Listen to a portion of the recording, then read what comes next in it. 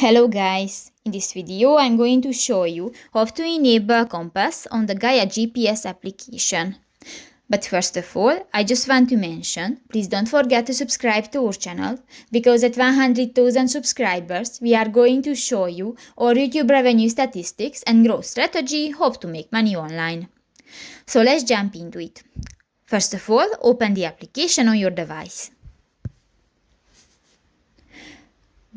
Go to the settings icon next to the saved button at the lower right corner of the screen, and here you can find the fourth option, the map controls. Go to that, and here you can find the compass option under the status bar icon. And if you want to enable or display the compass on your map, just click to the next white circle, and if it will be green, this function will be enabled.